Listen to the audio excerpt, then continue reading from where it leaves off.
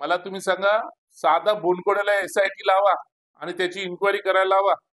जर आम्ही आमच्या नगरविकास मंत्री एकनाथ शिंदे साहेब आहेत, जर मी एकनाथ शिंदे साहेबांकडे बसलो आणि त्यांना जर मागणी केली, हे जनता दरबारात बोलतात ना, जनता दरबारामध्ये कामं होतात, तर आम्ही पण आमच्या नेत्यांकडे जाऊन जर आम्ही जर बोनकोड्याबद्दल जर आम्ही विषय दिला, की तिथे 8-8 आणि 9-9 एफएसआय वापरले गेले आहेत, रस्ते नाही राहिले या स्वतःच्या आमदाराच्या मंत्र्याच्या गावामध्ये. जर मग मनी लॉन्ड्रिंग कुठं झालंय, तिथं झालं ना अनधिकृत मध्ये. हे तर ऑफिशियली आहे, इथं सरकारकडे जाणार आहे रजिस्ट्रेशनचा वगैरे पैसा. पण हे त्या अनलिगलीचा तो पैसा कोणाकडे गेलाय? त्यांच्या गावामध्ये झालाय तर यांच्याचकडे गेला असणार. ह्याची पहिलं त्यांनी इन्क्वायरी करावी. आणि सर दरवेळेला ते मोरवे डॅमचं पाणी चोरलं किंवा मोरवे डॅमचं पाणी चोरलं असं म्हटलं जातं त्याच्यावर कोणी मोरबे डॅमचं पाणी चोरलंय? जे काही शासनाच्या सर्व पाणी तर आम्हाला तर नव्या मुंबईला मिळतंय, बारवी डॅमचं पाणी मिळतंय. आणि हे काय फक्त बोलायची भाषा आहे? मग एवढ्या दिवस का गप होते का? हे पालकमंत्री होते, हे खासदार होते, हे आमदार होते, हे महापौर होते, मग त्यावेळेस बंद करायचं होतं ना. आता कशाला बोंबलतात? आता मूर्खासारखं बोंबलून काय उपयोग नाही. बघा, हे कोण ठरवणार आहे? भाजपचाच महापौर असेल, जो कोणी महापौर बसेल तो महायुतीचाच महापौर बसेल. मग त्याचं हे ते सर्व ठरवण्याचा अधिकार माननीय मुख्यमंत्री फडणवीस साहेब आणि उपमुख्यमंत्री एकनाथ शिंदे साहेब यांना आहे. यांना काय अधिकार आहे? आता जो प्रशासनाचा काळ बसला होता त्या काळामध्ये 2 कोटींचा ज्या एफडीची वाट लावली दोन आणि हजार 2,000 कोटी वरती नेलेले आहे असं त्यांचा आरोप आहे. काय सांगाल? बघा, मी ऑपोजिशन लीडर होतो मागच्या वेळेस, ज्यावेळेस आम्ही सत्ता घेतली त्यावेळेस पूर्ण पैसा गल्ला खाली झालेला होता. त्यावेळेस महापौर कोण होता? यांचाच महापौर होता. हे एवढीच्या गोष्टी करतात. त्यांनी पहिलं झाकून बघावं. यांची सर्व काही गोष्टी पहिल्या त्यांनी छोट्या छोट्या गोष्टी आम्ही काढत बसलो ना, तर नाही तिकडे कामं यांनी काढली. त्यावेळेस ते त्यांना लक्ष नाही. आता यांनी काय केलं? आणि इथं संबंध काय येतो?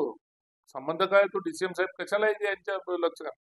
जे आहेत, जी कामं आहेत, आज यांचे नगरसेवक जास्त आहेत, त्यांचं कॅल्क्युलेशन करावं. त्यांची किती करोडची कामं निघाले, बाकीच्यांची किती करोडची कामं निघाली. एफडी का कोणी एफडी मोडून का आमच्या लोकांनी काय घरी येऊन नाही गेले? आणि एफडी मोडून काय केले असेल ते कामं सर्व 111 नगरसेवकांचीच कामं झाली असतील. दुसऱ्या कोणाची तर कामं झाली नसेल. हे पहिलं त्यांनी अभ्यास करावा या गोष्टी. त्यांनी मूर्खांनी मूर्खांनी एफएसआय वाढवून नवी मुंबईची वाट लावली आणि नालायक लोकांच्या हाती सत्ता देऊ नका. मला एवढंच सांगायचं आहे.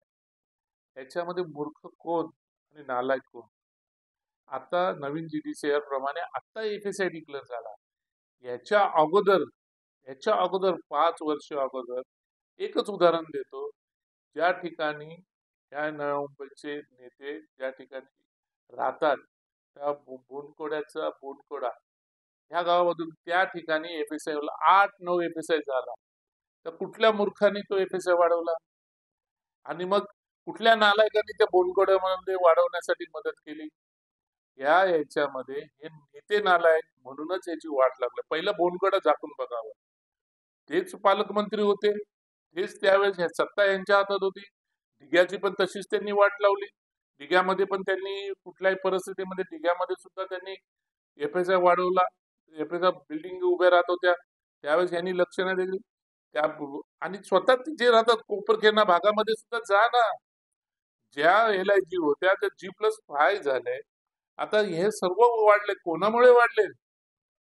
कोण नालायक पालकमंत्री होता? कुठल्या नालायकांच्या हातामध्ये ही सत्ता होत्या? कुठल्या मूर्ख लोकांनी यांना सहकार्य केलं होतं?